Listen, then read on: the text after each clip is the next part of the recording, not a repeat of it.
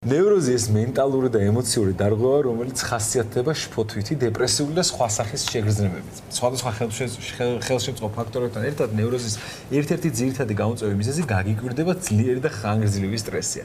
სწორი დიაგნოსტირებისა და ადეკვატური მკურნალობის პირობებში კი ნევროზის შემთხვევების 80%-ზე მეტი განკურნებადია. როგორ ხდება ნევროზის მართვა თანამედროვე მედიცინაში, ამაზე სასაუბროთ შემოგვერთა ნევროლოგი ხათუნა სიჭნავა, ერთადერთი იმედი დღეს, რომელიც შეიძლება გამარჯვება.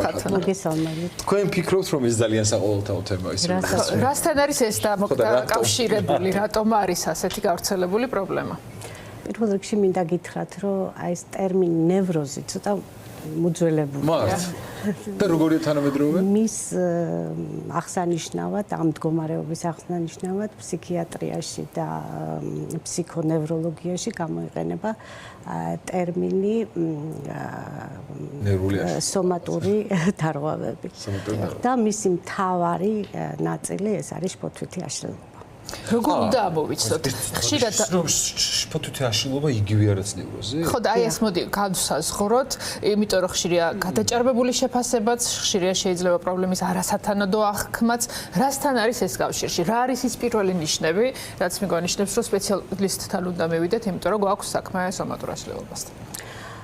საქმე იმაშია, რომ ეს ფსიქიური და ემოციური დარღვევები, რომელიც აი მივიღოთ ისევ სიტყვა ნევროზი ვახსენოთ, მასთან არის დაკავშირებული, აღიქმება სხვადასხვანაირად ადამიანის მიერ. პირველ რიგში ეს არის გადაჭარბებული შფოთვა. გარკვეული შფოთვა ვთქვათ, გამოცდის წინ, ან როდესაც რაღაცა მნიშვნელოვანი გადაწყვეტილება უნდა მივიღოთ, ყველა ადამიანს ახასიათებს, მაგრამ როდესაც ზღვარს გადასულია, ეს უკვე მაჩვენებელია იმისა. როგორ შეიძლება მივხვდეთ, რომ ეს ზღვარი? ხშირად ზუსტი ზღვარის დადგენა, ვთქვათ, ეს არის ესეთი ფიზიოლოგიური შფოთვა თუ შფოთვითი აშლილობა ძალიან ძნელია, იმიტომ რომ ზუსტი ესეთი ხაზის გავლება პრაქტიკულად შეუძლებელია, მაგრამ საქმე იმაშია, რომ როდესაც ჩვენ გვაქვს აი სტრესით გამოწვეულ, ვთქვათ, ეპიზოდურ შფოთვასთან, ეს როგორც კი ეს სტრესული ფაქტორი მოიხსნება, უბრუნდება თავის ჩვეულ მდგომარეობას და ადამიანს აღარ აწუხებს ეს. ხოლო შფოთვითი აშლილობის დროს აქვს მუდმივი შფოთვის განცდა, მუდმივი რაღაცის მოლოდინი. შეიძლება იმ კონკრეტულ სიტუაციაში არც კონდეს რაიმე მაპროვოცირებელი ფაქტორი ამ შფოთის აღმოცენების, მაგრამ მას აქვს მუდმივი აი ეს. ანუ ეს შფოთვა ესე ყველაზე გამოხატული სიმპტომია ნევროზის? დიახ, ყველაზე გამოხატული სიმპტომია, თუმცა ნევროზული მდგომარეობებისთვის დამახასიათებელია ბევრი სხვა ნიშნები, მაგალითად გარკვეული დეპრესიული მდგომარეობა, თუმცა აქ არ უნდა ვიგულისხმოთ დიდი დეპრესია, რომელიც ეს ფსიქიური დარღვევაა, სერიოზული და თუ დროზე არ მიმართა ფსიქიატრს პაციენტმა შეიძლება ესეთი გამოუსწორებელ შედეგებადაც კი მიგვიყვანოს. ბოდიში ერთ რამეს დავაზუსტებ, ეს დაავადებაა. შეიძლება დაავადებად მოვიხსენიოთ? ეს არის კომპლექსი, ასე ვთქვათ, გარკვეული ემოციური სფეროს დარღვევით გამოვლინებული, მას მისი მიზეზი არ არის ორგანული დარღვევა ნერვული სისტემის ან სხვა რომელიმე ორგანული სისტემის ადამიანისა. თუმცა გარკვეული ჰუმორული ძვრები ნერვულ სისტემაში ამ დროსაც ხდება. ასაკზე უნდა გითხოთ, რა ძალიან მნიშვნელოვანია. ყველაზე დაწევაზეც უნდა გითხოთ, ამაზე ბევრი საუბრობს, რომ სომატური აშლილობის ასაკი საგრძნობლად არის დაწეული. ასაკიდან უნდა ვიყოთ ყურადღებით და ალბათ თინეიჯერობის პერიოდი კიდევ უფრო თავის მხრივ საყურადღებო. აქვე დავამატებ ერთ-ერთ სიახლეს, როგორც ვიცი, სოციალური მედია პლატფორმა, გიგანტ მედია პლატფორმას ახლა ამერიკაში ძალიან დიდი პროცესია აქვს, სასამართლო პროცესი და ერთ-ერთი საჩივარი არის სწორედ თინეიჯერის მშობლების, რომლებიც ამბობენ, რომ თინეიჯერის განცხადება და საჩივარი ეხსნება იმას, რომ მას აი ეს აშლილობა, ნერვული აშლილობა უკავშირდება მის რაღაცა დამოკიდებულება სოციალურ სფეროში. ანუ ასაკი დაწეული არის თუ არა ის, როგორ უყურებთ თქვენ?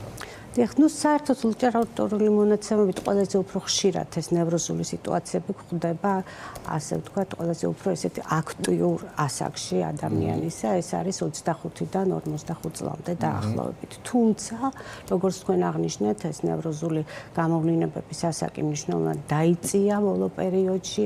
და შეიძლება უფრო ხანდაზმულ ადამიანებშიაც შეგხვდეს. ნუ ამისი მიზეზი რასაკვირველია, ყველას მოგეხსენება დღევანდელი ცხოვრების რიტმის აჩქარება, აგრეთვე აი ეს ურბანული განვითარება, ქალაქის რიტმში ცხოვრება, უფრო ხშირად ქალაქის მოსახლეობას ახასიათებს ესეთი ნევროზული გამოვლინებები.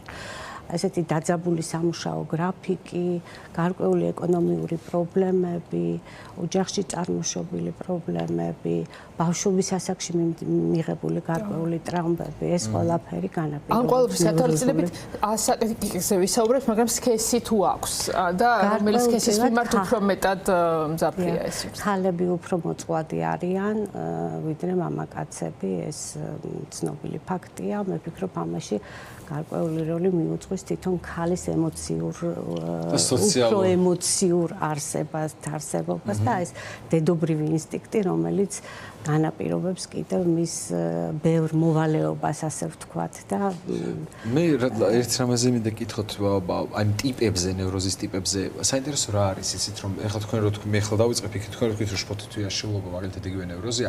არსებობს ხოლმე რაღაცა მოკლე გამოხატულება, რასაც ვეძახით ხოლმე მე მაგალითად მიხმარია ტერმინი პანიკური შეტევა.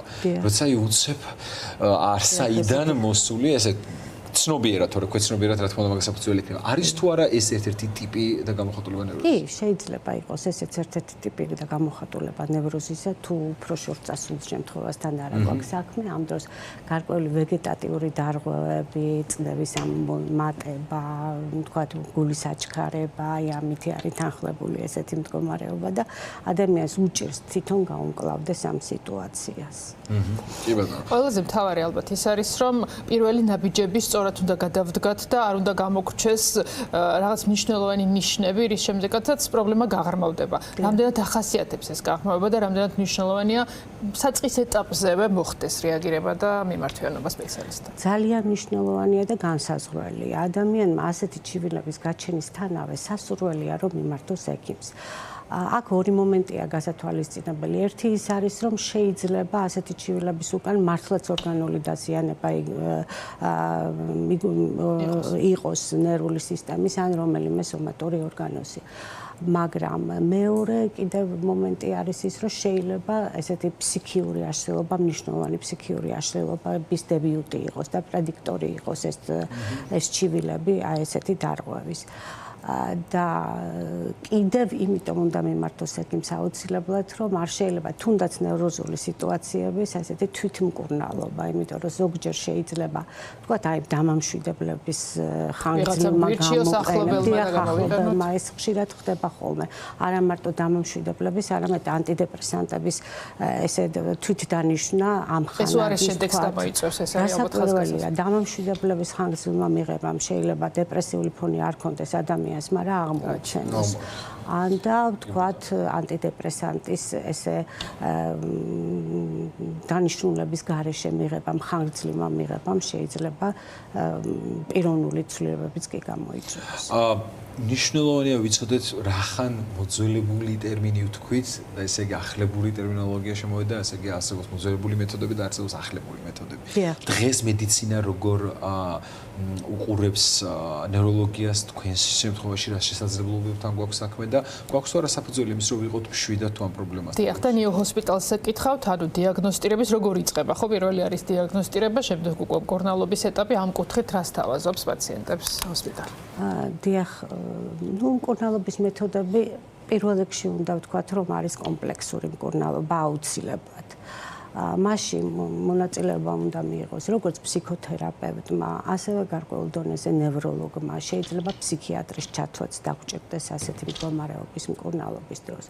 ძალიან დიდი მნიშვნელობა აქვს აი ნევროზის გამომწვევი ფაქტორების გაცნობიერებას თვითონ პაციენტის მიერ და ეგრეთ წოდებული აუტოტრენინგის გამოყენებას მკურნალობაში, რასაკვირველია ექიმთან დახმარებით და ექიმის რჩევებით.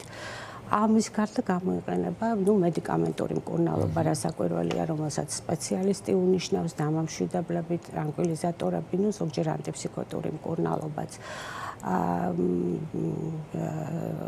კიდევ აი ფიზიკური აქტივობის გაზრდა, ამას ძალიან დიდი მნიშვნელობა აქვს. ჯანსაღი წესის დაცვა, ცხოვრების წესის დაცვა, ალკოჰოლის ვთქვათ, სიგარეტის, თამბაქოს გამორიცხვა რაციონიდან. ნუ ალკოჰოლი თავიდან შეიძლება ადამიანს გარკვეულ გეგონოს რომ გეხმარება, მაგრამ რეალურად ვერ იმიტომ რომ თავიდან თითქოს დეპრესიას გიხსნის, გახსნის, ხდის სოციუმთან ადაპტაციას თითქოს ხელს გიწყობს თავიდან, მაგრამ რეგულარული გამოყენების შემდეგ ალკოჰოლი ძალიან სერიოზულ დარღვევებს იწვევს და თვითონ იწვევს ესეთ შფოთვით მდგომარეობებს და თვითონ იწვევს მდგომარეობის გართულებას. ბოლოსკენ უნდა წავიდეთ და გარკვეული რეკომენდაციებიც უნდა გავცეთ და ასევე ალბათ ხაზგასმით უნდა ვისაუბროთ იმაზე, რომ პრობლემა არის გადალახვადი.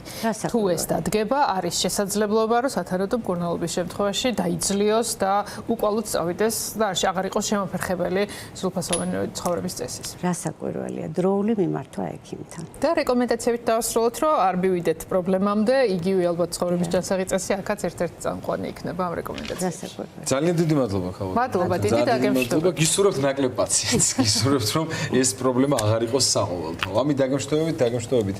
თქვენს პირველ რიგში რა თქმა უნდა მენტალურ ჯანმრთელობას გისურვებთ, იმიტომ რომ ძალიან რთულია დღეს ეს მენტალური ჯანმრთელობა შევინარჩუნოთ, იმიტომ რომ როგორც აგერ ხალბატონმა ხათუნამ თქვა, სტრესი არის განმაპირობებელი იმის, თუ რამდენად საღი აზროვნება და მენტალობა შეგვჭება, არ უნდა დაგგვეცეს არავითარ შემთხვევაში, რომ ყველაფერი იქნება კარგად, თუ ექიმს დროულად მიმართოთ და დაუჯერებთ სპეციალისტს. დაგემშვიდობებით.